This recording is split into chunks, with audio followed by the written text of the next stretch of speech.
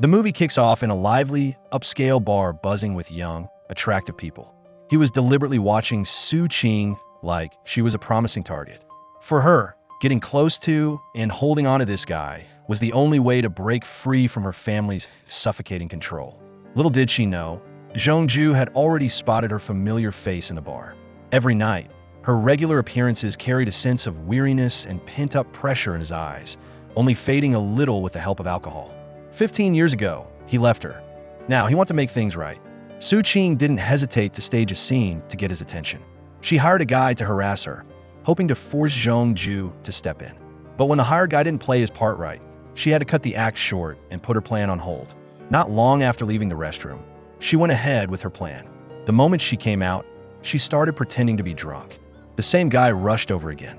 This time, Zhongju really couldn't stand by and watch, so he stepped in and pushed the harasser aside. Su Qing immediately fell into his arms as if by accident, then slipped him a room key card, subtly pressuring him to take her upstairs. In the luxurious hotel room, she told a story about her fiancé, named Jean Nan, where she claimed to betrayed her by sleeping with her own sister on this very bed. Bitterly, she asked, "Are all rich men destined to cheat like that?" Zhongju just quietly wiped away her tears, adding to the hazy atmosphere. Then, when she asked if he liked her, he didn't answer, but his eyes were full of anguish. That night, after Su Qing fell asleep from the alcohol and emotions, Zhongju sat alone in the bathroom, not daring to share the bed with her. But the hissing of the steam machine plunged him into a nightmare about his childhood memories at the tea farm Dongjin. When he was a kid, he was forced to drink boiling water, burning his mouth, a physical and mental wound that never fully healed. The nightmare startled him awake in the middle of the night. At the same time, Su Qing also woke up. She looked around, realizing she was naked, clothes scattered on the floor, and a used condom nearby.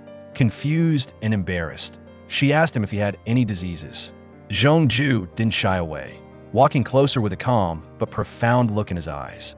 He said if she wasn't comfortable, she could get tested. Su Qing achieved her goal of hooking him, but still acted arrogant, denying what had happened as if it never existed. Zhongju wasn't flustered at all, simply saying gently that he wanted to cling to her. Su Qing pulled out cash and gave it to him, declaring that they didn't owe each other anything. But Zhongju just looked at her with strangely affectionate eyes, softly saying that he didn't need the money. What he wanted was her. Su Qing still stubbornly tried to maintain control, but before leaving, she deliberately left behind a wad of cash along with her ID, as if paving the way for him to find her. As she walked away, her face lit up with satisfaction, thinking to herself, she doesn't believe that a man like him could escape the clever love trap she just set.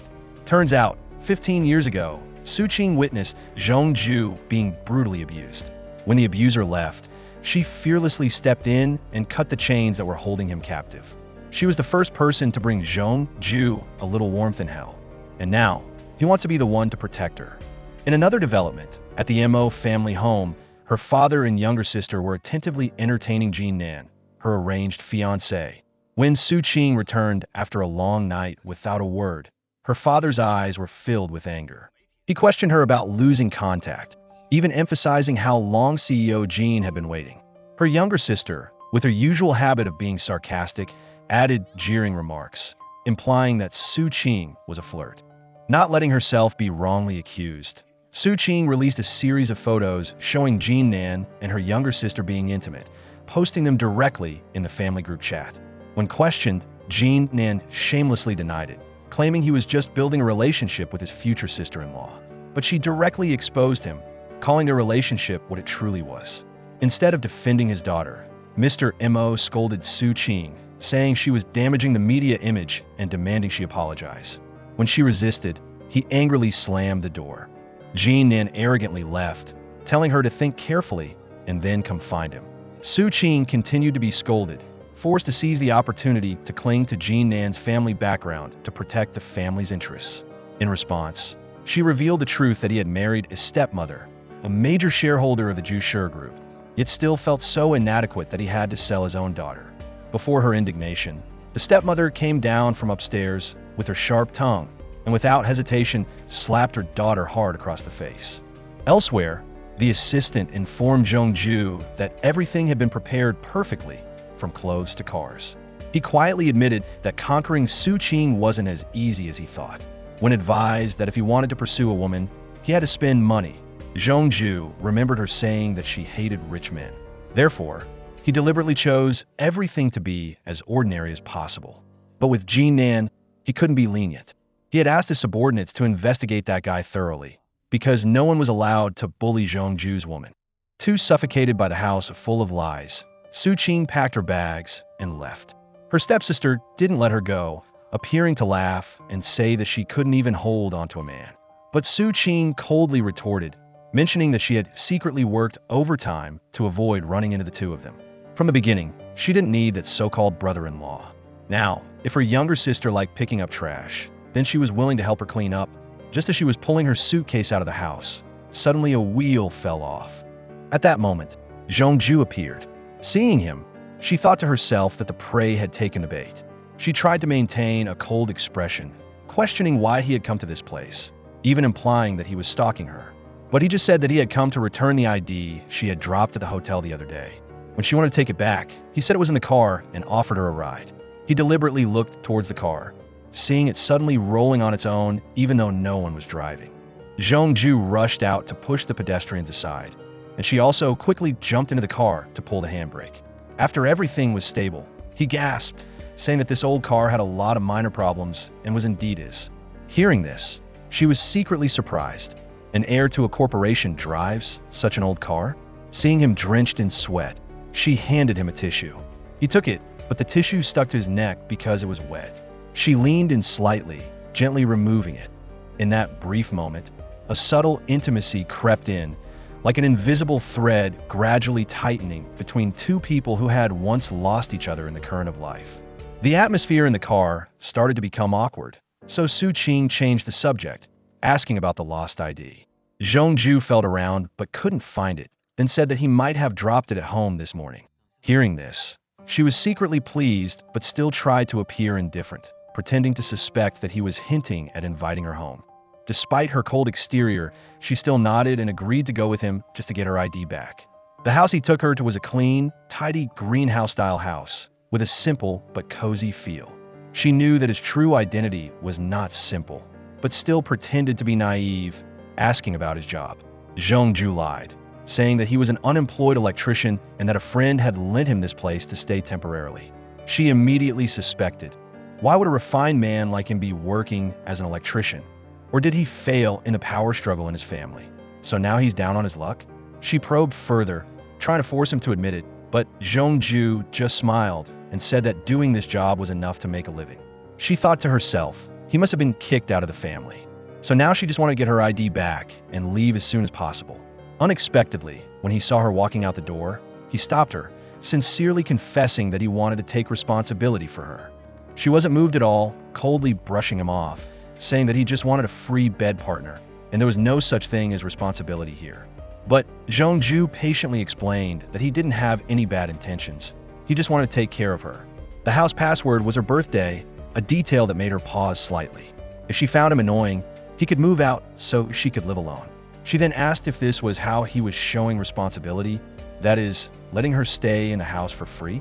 He admitted that he didn't have any money anymore, having just lost his job, but his friend allowed her to stay as long as she wanted.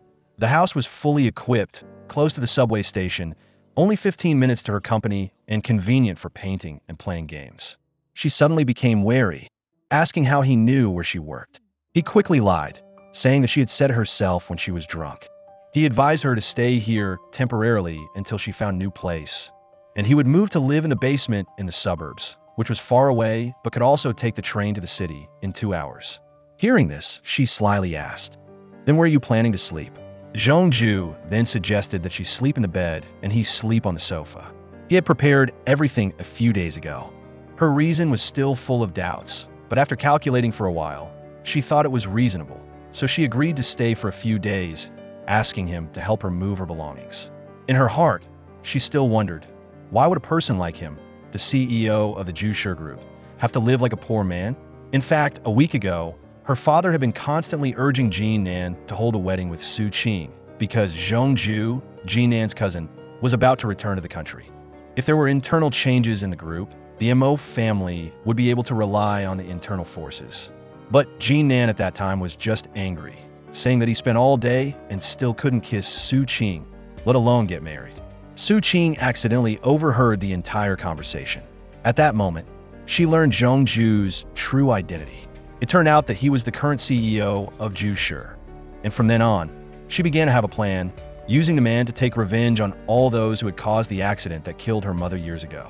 Zhong Ju actively sought out Jean Nan to confront him, but the latter was dismissive, criticizing him as a newcomer to the company who didn't know his place. Jean Nan brought up the issue of Zhong Ju changing the cooperation partners in several orders last month to blame him, claiming that he had overstepped his authority without ever asking for permission. However, Zhong Ju didn't back down, frankly responding by mentioning the losses caused by last year's projects led by Jean Nan himself, and providing enough evidence to prove that the company had to bear the consequences because of him.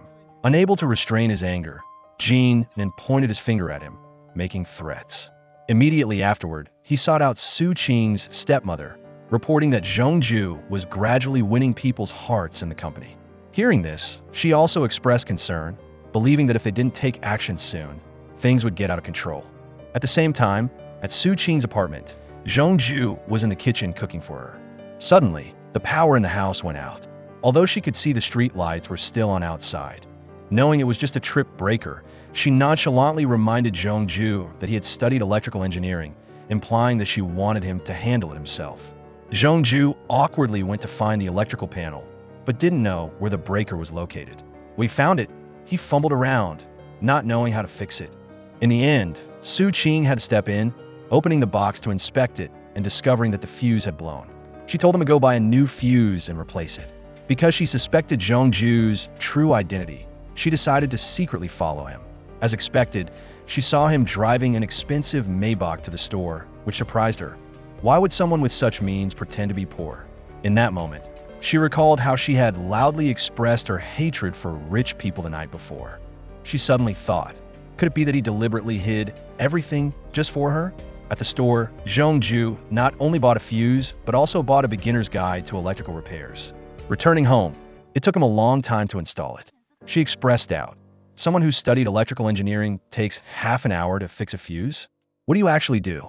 Zhong Ju stammered without answering. She then teased him, asking if he was mute. That unintentional question triggered dark memories in Zhong Ju. Years ago, he had been sold to someone. When he was brought to be traded, the buyer asked if he was mute. The trafficker replied that he had burned his throat from drinking boiling water, and that his inability to speak was only temporary. Despite the promise that he would recover, the buyer still refused to buy him, causing him to be brutally beaten. A sudden stomach pain struck, causing him to groan in pain. Su Qing panicked, not knowing what to do other than quickly pouring him water. Zhong Ju tried to endure it, saying that he would go out to buy medicine, reminding her to remember to eat the meal he had prepared before leaving. When she got to the kitchen, Su Qing was surprised to see the delicately arranged meal, rice balls shaped like hearts just for her. Touched by that thoughtfulness, she turned on music, poured a glass of wine, leisurely enjoying it, telling herself that she was still very attractive. She smiled smugly. A true hunter always hides in the guise of prey, and this game will surely be very interesting. The next morning, as the first rays of sunlight gently shone through the window, she opened her eyes and saw Zhong Ju sitting attentively, drawing. That peaceful look made the corners of her lips unconsciously curl slightly. In that moment, the image of him approaching, gently stroking her hair and kindly asking about her sleep last night suddenly appeared in her mind. Before she could react, he leaned down and gave her a passionate kiss. That hazy, romantic scene seemed to push her emotions to a climax when suddenly a loud crashing sound from the kitchen pulled her back to reality. Everything just now turned out to be a dream.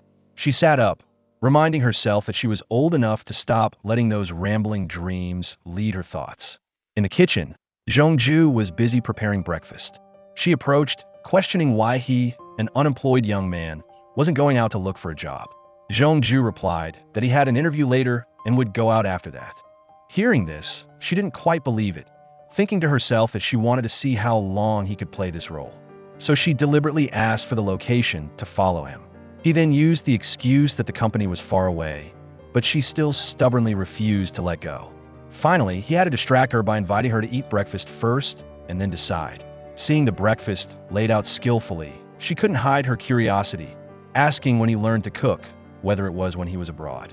Zhongju was touched on a sensitive spot and hurriedly denied it.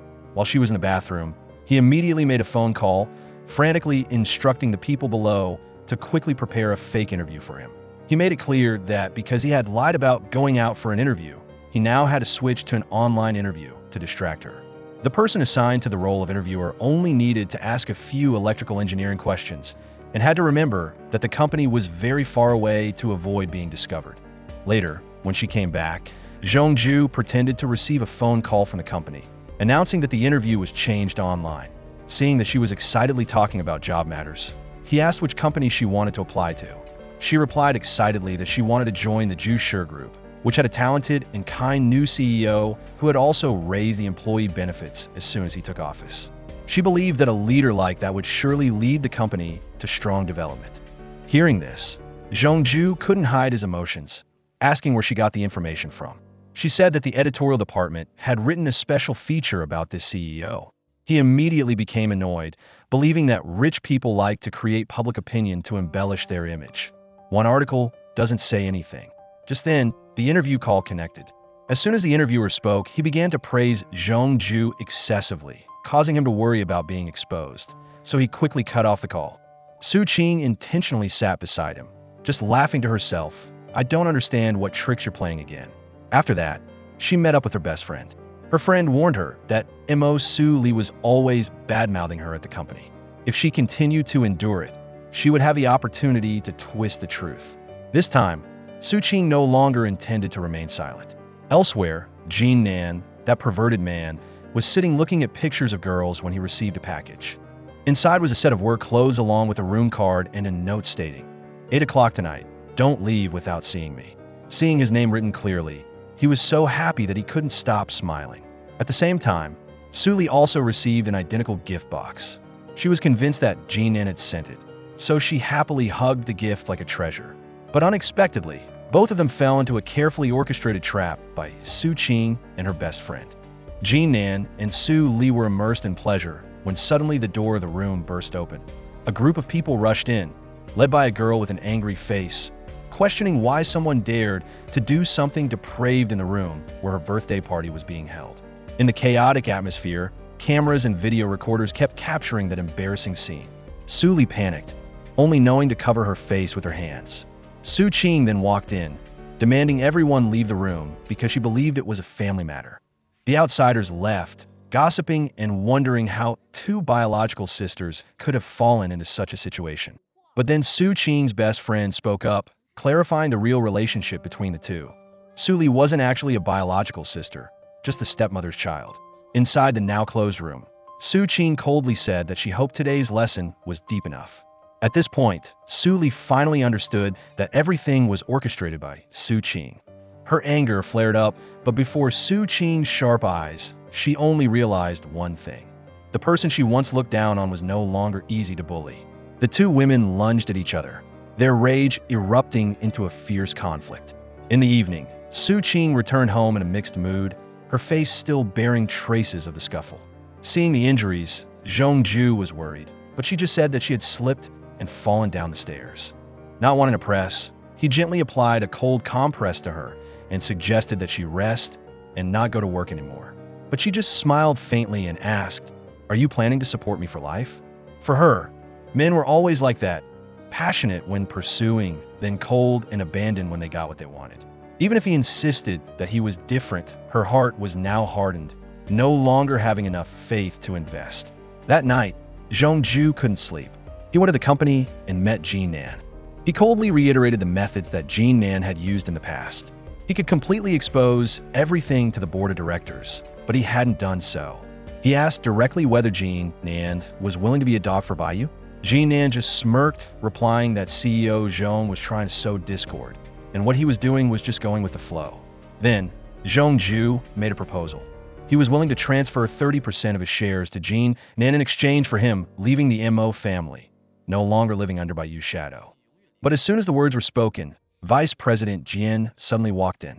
She said that she had recorded everything the two had just discussed. Jean Nan's face turned pale, realizing that he had been set up. He shouted, questioning whether Zhongju had deliberately tricked him. As for Vice President Jian, she looked at Zhongju with eyes full of disappointment, not understanding why someone like him would go so far, just for a woman. In the car, a tense atmosphere enveloped them as Vice President Jian kept reproaching Zhongju. Her heart was in turmoil when she mentioned Baiyu, who didn't just have Jin Nan as her capable arm, but she believed that for her, Zhongju was the only one. She hoped that he wouldn't hide anything from her from now on. At the company, the video recording the scene of Jin Nan and Su Li's affair was spread everywhere, becoming a popular topic of office gossip. In the meeting, Vice President Jian strictly questioned the impact of this side news on the company's image. In response, Jin Nan just calmly announced that he would let the lawyers handle the matter, claiming that it was just a false rumor. He didn't seem worried because he believed that the person in the video wasn't him at all.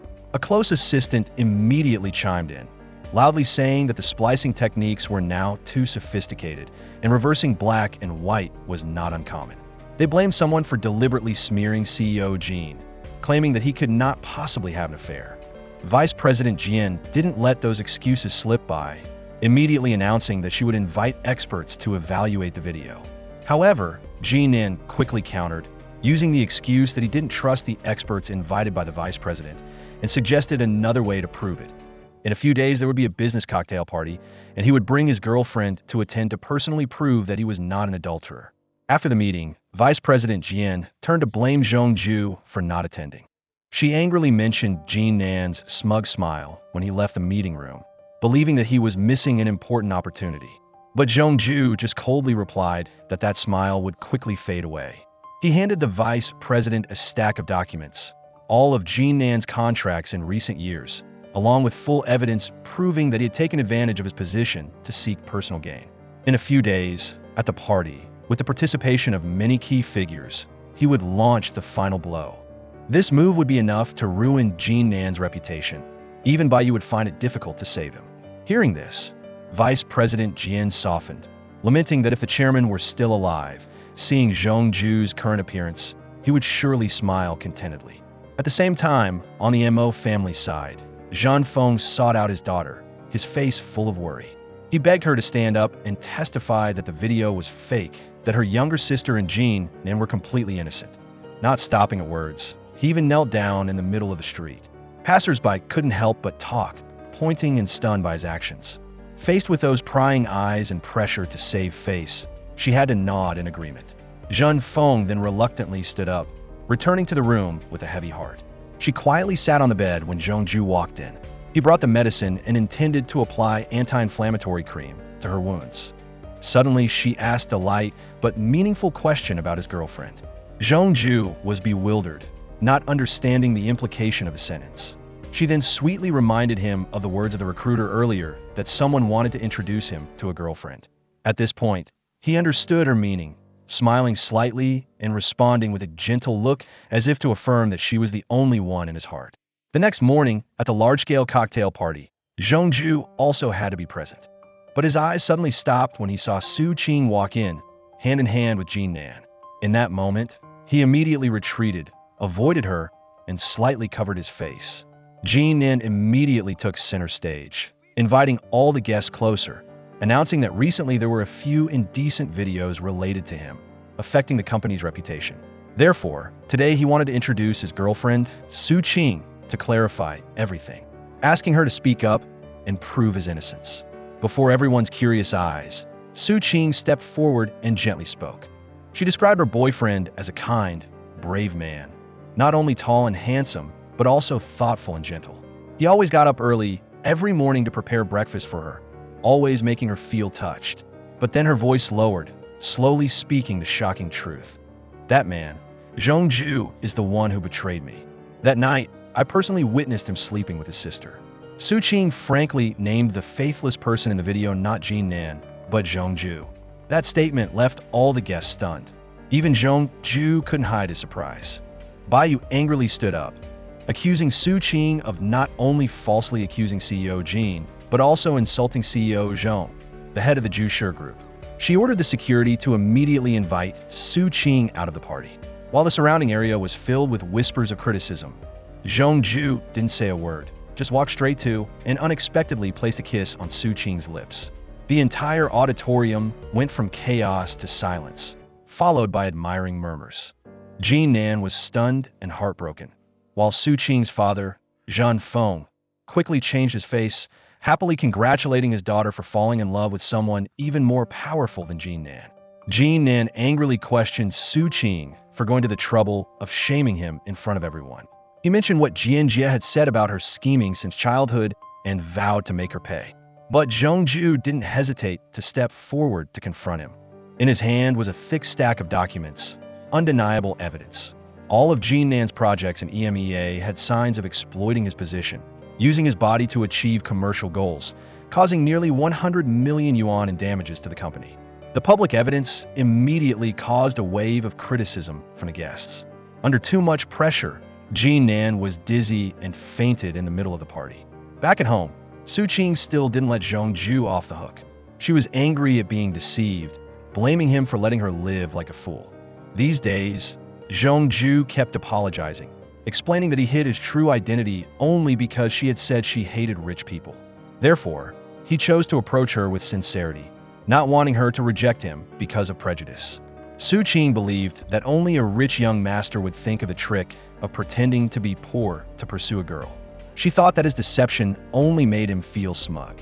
But Zhongju still insisted that he didn't want to deceive her, nor was he smug. He just didn't know how to keep her by his side because he loved her so much. He understood that she had experienced trauma, that she didn't trust people easily, but he hoped she could open her heart to him once.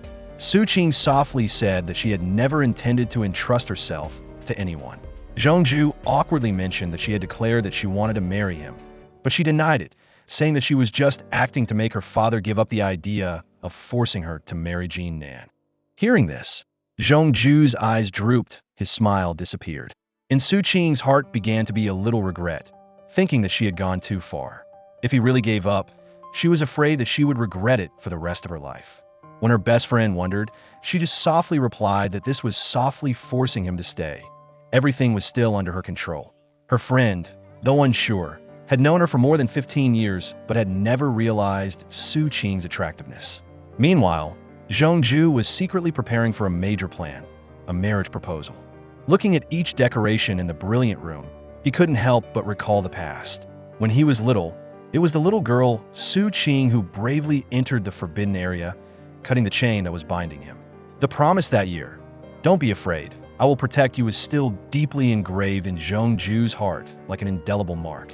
That night, when Su Qing returned, she was stunned by the magnificent scene and the sincerity evident in Zhongju's eyes. He expressed his feelings, talking about the impression from the first time he met her. But Su Qing still kept a rational appearance, asking if everything was too hasty when they had only known each other for a few days. Was he sure there was true love? Zhongju did not hesitate to affirm that his feelings for her were sincere. He believed that she also had feelings for him, even if only a little. And because of that little emotion, he was also willing, not finding it perfunctory, without regret. He understood the trauma she had experienced. Each confession carried steadfastness and maturity. He promised not to force her, only asking that she not leave. Then even if he had to wait for a lifetime, he was willing. Before that sincerity, Su Qing quietly stepped forward, placing a kiss on his lips as a response. 3 rings were exchanged. Love was entrusted. Zhongju wanted her to become his personal secretary so that he could be by her side every day.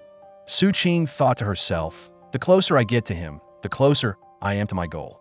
The next morning, the two went to choose a wedding dress together, but after trying on so many dresses, she still didn't find one she liked.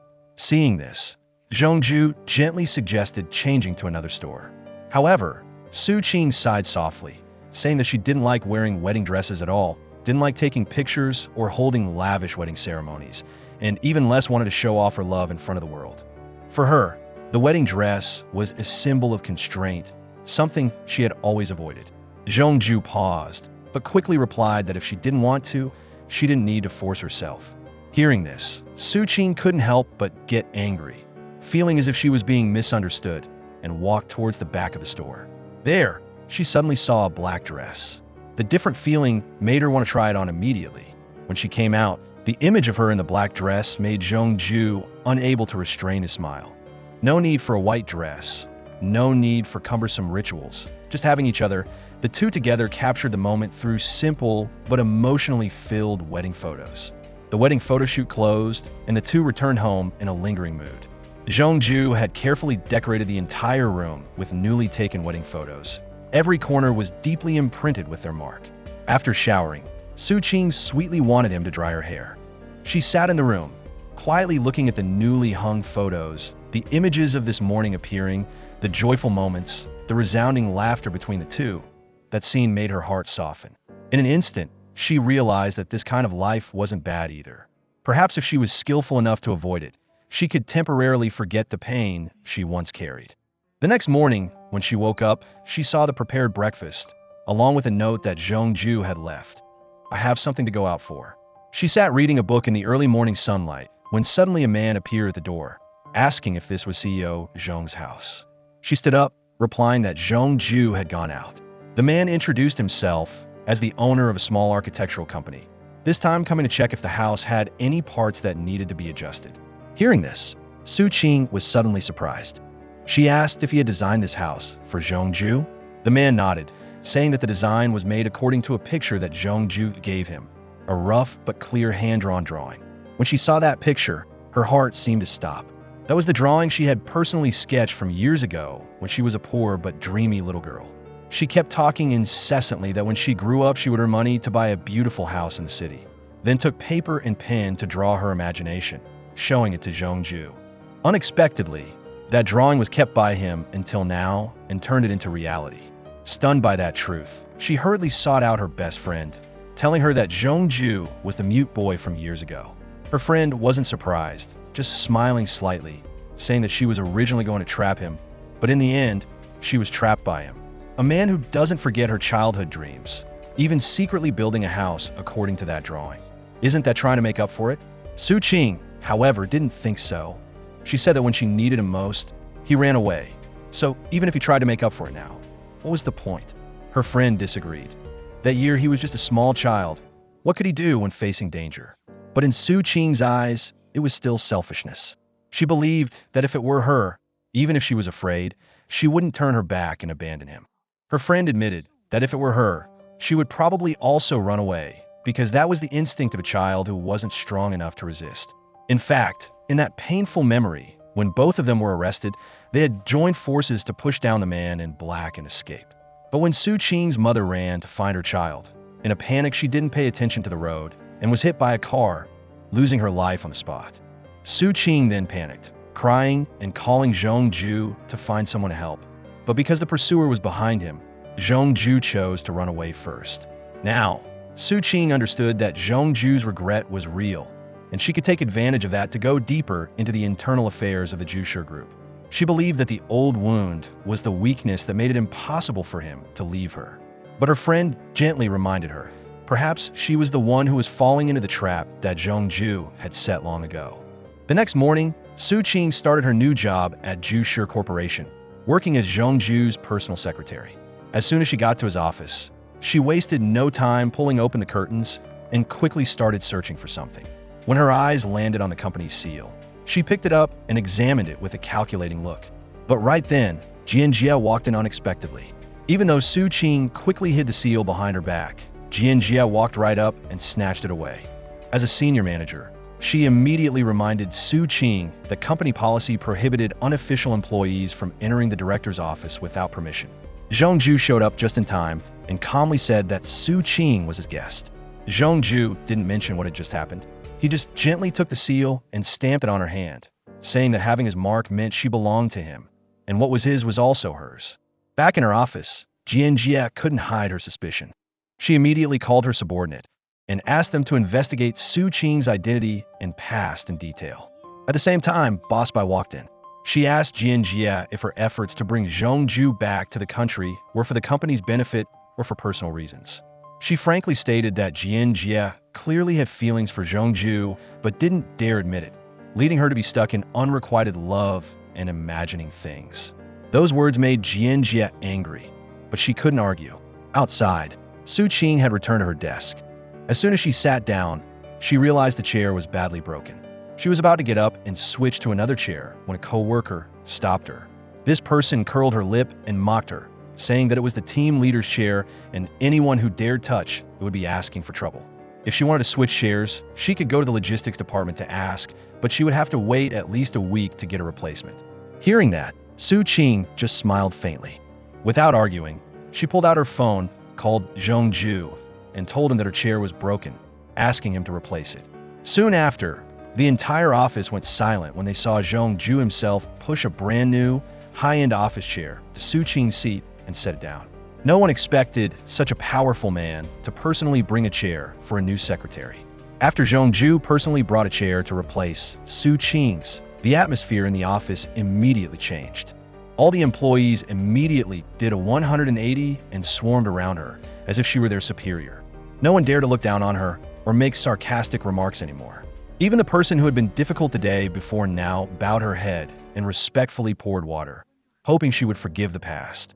Amidst the crowd, Nan had been quietly observing from the sidelines. He walked over and sat next to Su Qing, unable to hide his sarcastic attitude. He looked at her and offered a meaningful warning about her current position. In his opinion, being supported by Zhong Ju didn't mean she could sit back and relax.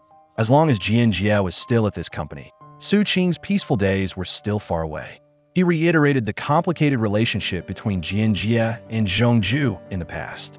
That night, after the company was closed, Jian Jie returned to the office to check Su Qing's computer. The screen still clearly showed financial reports, especially documents from 15 years ago, old data that few people touched.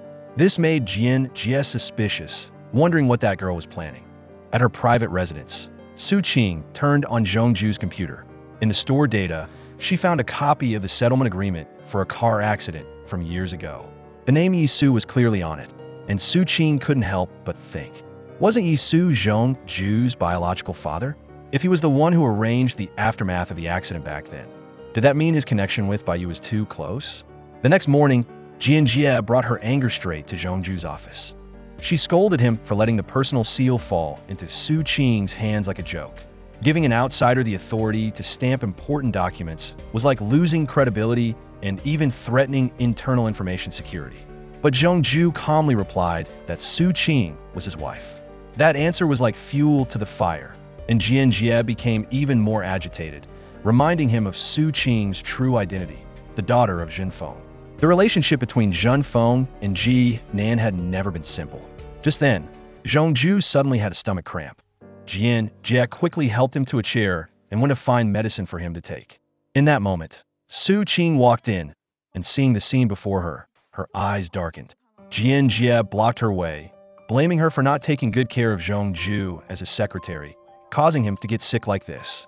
Su Qing didn't respond, just stepped forward.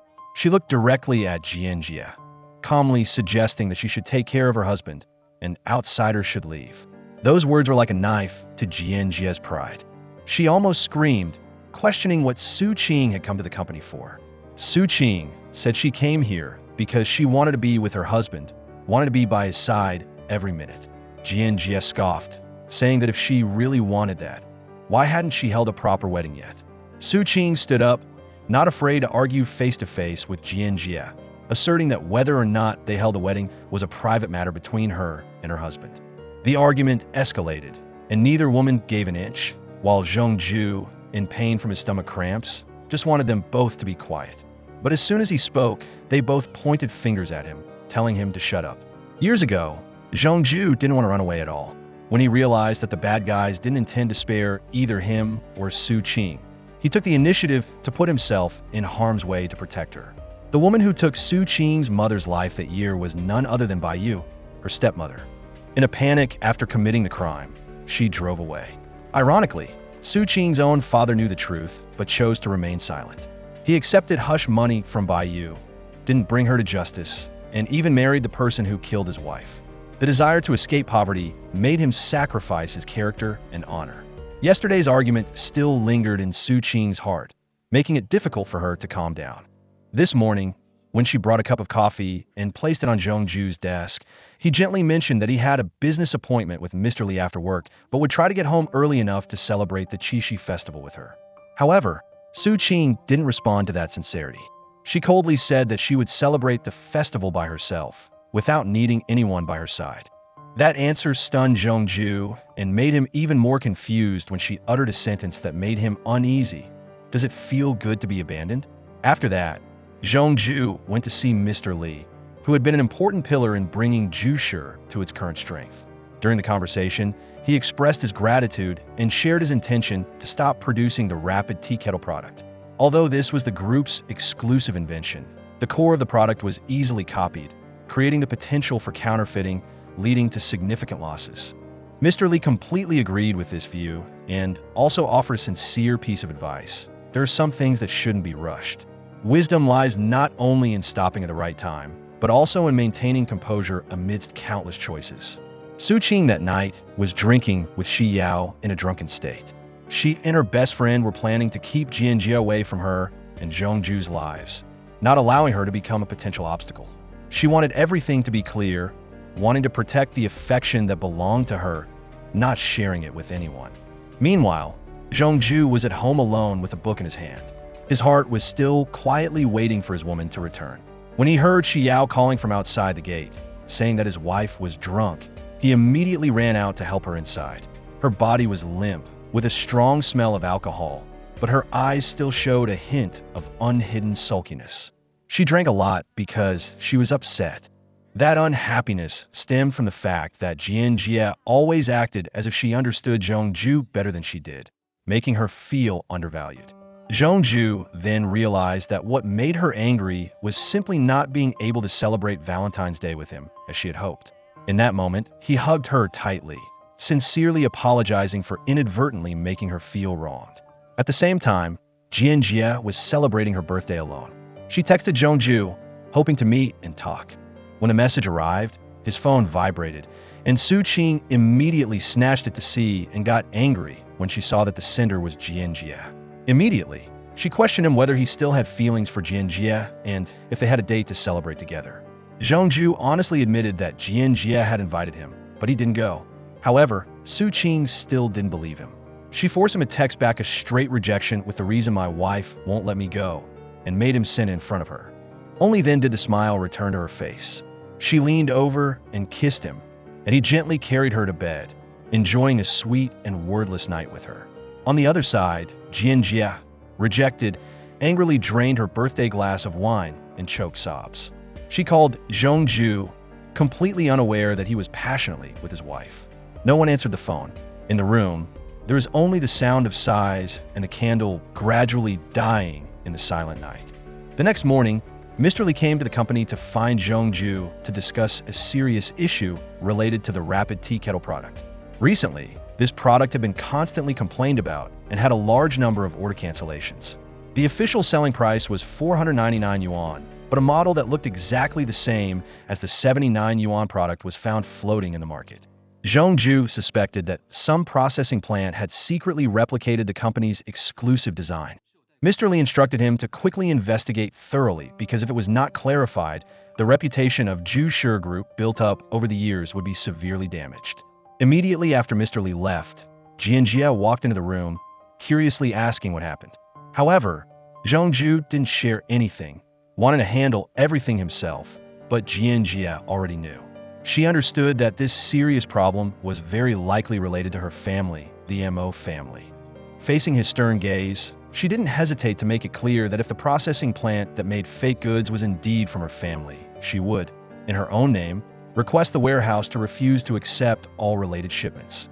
Even if they were family, she still hoped that Zhongju would put the interests of the entire group first.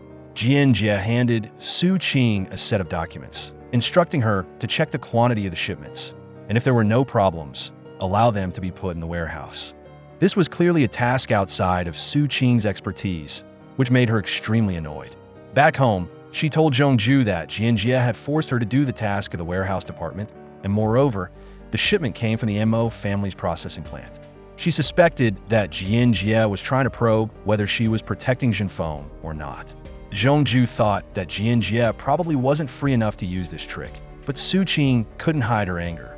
She emphasized that checking the warehouse was the job of 5 people. She was just afraid that if she counted wrong, she would be caught, not to mention being mercilessly bitten by mosquitoes. Zhongju then hugged her, apologized, and offered to give her half a day off the next day to rest. When she asked if it was with pay, he replied that although it shouldn't be, he would compensate her 3 times for it. Hearing that, she finally calmed down. Suddenly, Wang Chun called, reporting that something had happened at the company. Some people on the board of directors suspected that Su Qing made a mistake in the re-inspection process and demanded that the CEO provide an explanation. Su Qing immediately understood that Zhen Feng and Baiyu had begun to take action. At the meeting, Baiyu questioned Su Qing about why she suddenly took over the work of the warehouse staff, coincidentally on the day the surveillance camera was broken.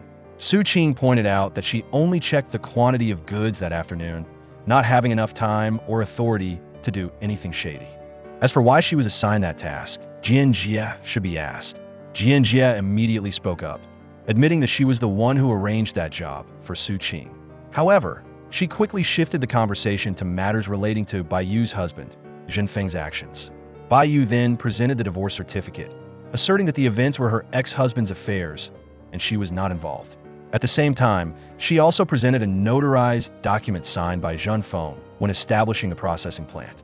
It clearly stated that she was forced to divide the assets daily with him while still in office at the Jushi Group. Therefore, she had no reason to take risks with a company that was no longer related to her. Meanwhile, Jian Jie received a call reporting that the video from the bar had been obtained. On the other side, Baiyu angrily told Ji Nan that she intentionally stirred up conflict between the three to force Jian Jie to take action to drive Su Qing out of Jushi. Unexpectedly, Jian Jie acted foolishly, putting the knife of retaliation into the hands of the person she hated. As for the counterfeit goods, she ordered Jinan to move a quarter of the goods out of the processing plant to a safe place, and she would arrange the rest herself. Meanwhile, Zhongju comforted Su Qing, saying that all the mistakes were because of him, causing her to suffer so much today. While the two were hugging, Jian Jie suddenly walked in. She coldly questioned how much effort Su Qing had put into approaching Zhongju, not hesitating to use marriage to deceive him. What was it for?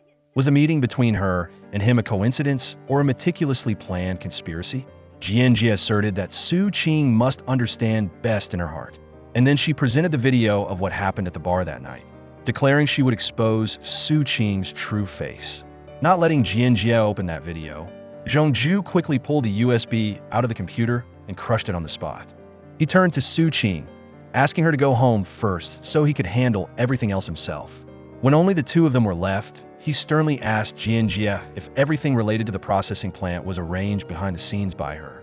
She did not deny it, but frankly admitted that her purpose was to probe whether Su Qing was protecting Zhen Feng or not.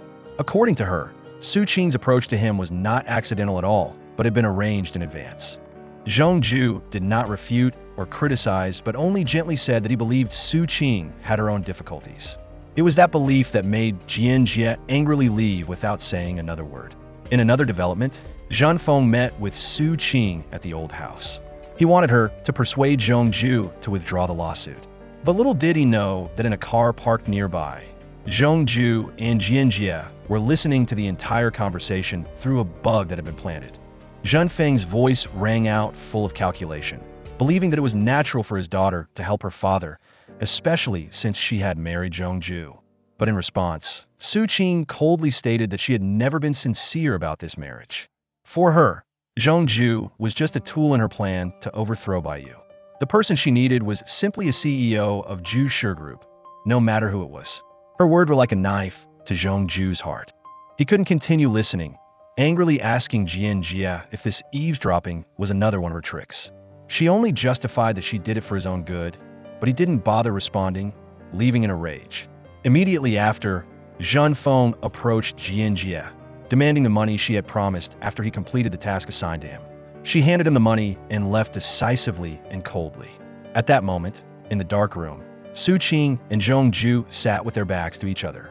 The silence was broken by unanswered questions. Zhongju wanted to know the real reason why she was doing this. Su Qing only reiterated what she said at the bar that night, that she was never drunk, and also doubted if his appearance that day was really a coincidence. He asserted that he had never lied to her since getting married, but that confession only made her cry. For her, the most important truth was that over a decade ago, when she needed him the most, he didn't stand by her side. Now everything was too late. She bitterly concluded that what he was doing today was just hypocrisy. Because at the moment she needed him the most, he turned his back. Now he was just a part of her revenge plan. She admitted that she had taken advantage of him, and if he wasn't willing, they could get divorced. However, she was determined to stay at Jusher Group. Tomorrow she would move out of the house, and she returned the wedding ring to him. Zhongju looked at the ring in his hand, his heart aching. He wasn't angry with her for taking advantage of him. What he couldn't accept was that she had no love for him at all. In the morning, Su Qing called a lawyer. She asked him to help her sue Zhenfeng, committing to paying all expenses no matter how expensive they were. After the call, she suddenly remembered that the marriage certificate was still in the safe at home. She rushed back, opened the door, and walked in, unexpectedly encountering a drunk person standing nearby. He looked at her with perverted eyes. Zhongju happened to return after going shopping, witnessed that scene, and angrily rushed over, almost punching the guy in the face. The drunk stammered an apology, taking the excuse that he was looking for the restroom, and hurriedly left. Stepping inside, Zhongju saw Su Qing standing silently with a marriage certificate and divorce agreement in her hand. Without hesitation, he tore both of them to pieces. He had never agreed to a divorce. That was what he wanted her to know clearly. But Su Qing no longer hid anything.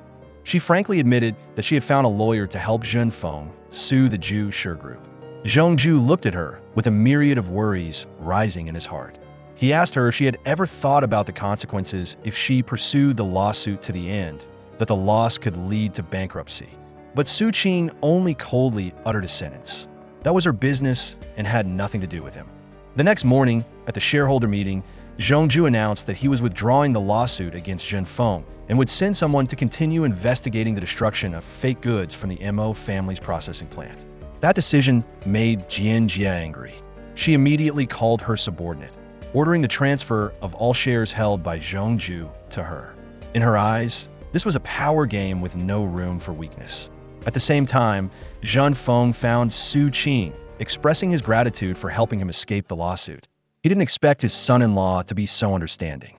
Those exclamations suddenly made Su Qing return to Zhongju's house. The house password was still unchanged, her birthday. Inside, everything was still intact, including the wedding ring. She quietly put it back on her finger like a habit ingrained from the old days. Unable to restrain herself anymore, she called Zhongju. In her voice was indignation mixed with disappointment. She didn't understand why he could so easily forgive Zhenfeng. She reiterated the divorce, that if he had decided to leave, he shouldn't put himself at a disadvantage just because of her. But Zhongju only calmly replied that he had never agreed to a divorce. Knowing she was at his house, he immediately returned. When they faced each other, Su Qing couldn't restrain her emotions. She asked what she had that made him so good to her.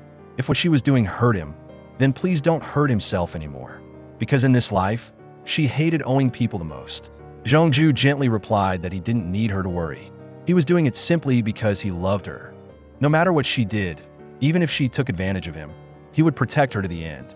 Hearing that, Su Qing teared up.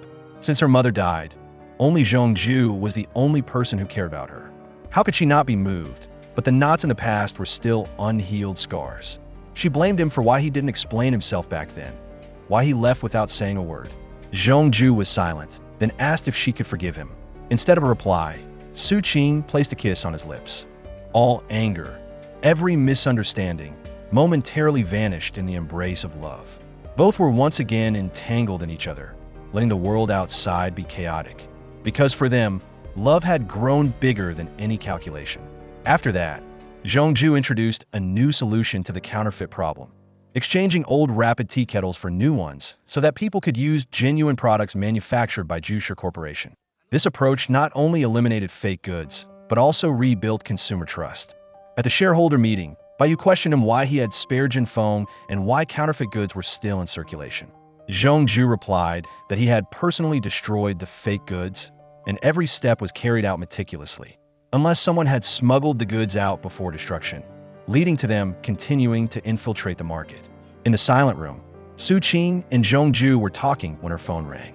The tension was evident on her face, which Zhongju couldn't help but notice.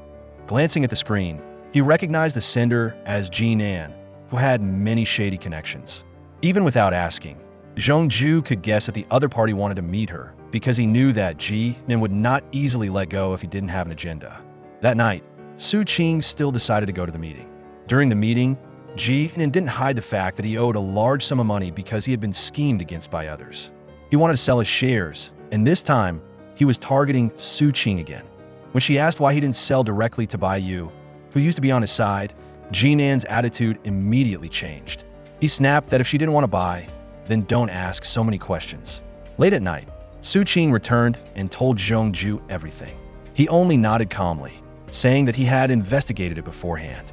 Ji Nin had fallen into gambling, losing tens of millions of yuan.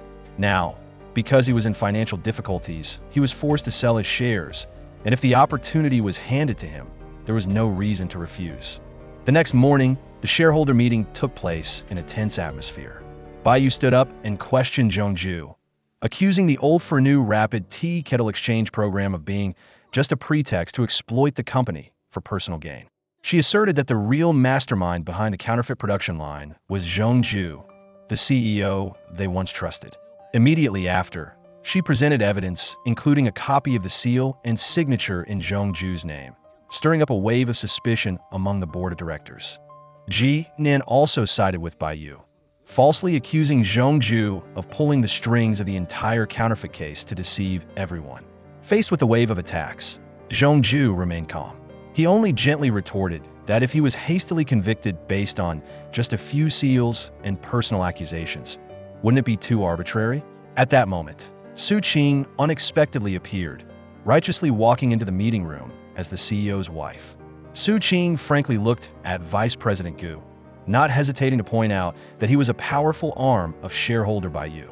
Previously, when the counterfeit storm broke out, even Zhen Feng, Bai Yu's ex-husband, could not withdraw safely, but Vice President Gu was only reprimanded lightly. Now he was easily entrusted with an important responsibility, no different from a prearranged pawn. Su Qing seriously questioned that if they wanted to find the real mastermind in the counterfeit production case, they couldn't help but mention Zhongju, whom shareholder Bai Yu had personally promoted to the position of CEO. Bai Yu didn't deny it, but calmly retorted, claiming that the evidence she held was too clear. She pointed out that for many years, Zhongju had frequently visited an abandoned tea factory, a strange behavior for a CEO who was always busy. She questioned whether there was a secret being hidden there. Faced with that suspicion, Zhongju calmly admitted that he had indeed visited the tea factory many times, not for business purposes, but to find a suitable piece of land to fulfill his mother-in-law's last wish. After years of effort, the tea farm had been completed, and he also invited all shareholders to visit if they had time. It seemed that the explanation would appease public opinion, but Bai Yu still did not let go. She quickly questioned the forged evidence, specifically the contract with Zhongju's signature and seal. At this moment, Su Qing launched a sharp rebuttal. She asserted that everything presented as evidence was fake, then presented the board of directors with specific comparison documents. According to that, Zhongju's signature was missing a characteristic stroke, and the seal didn't have the faint dent, the accidental blemish created when she dropped the seal during a visit to his office last month. From that point on, all valid documents bore that mark. She pointed out that the contract Bai Yu presented had the same dent, but was dated from last year, which was impossible. This showed that the contract was fake and that Bai Yu herself might have done it. The accusation left Ji Nin speechless, and Zhongju didn't need to say much. He only concluded that when the truth was exposed, the act of forging documents for personal gain would be dealt with by law.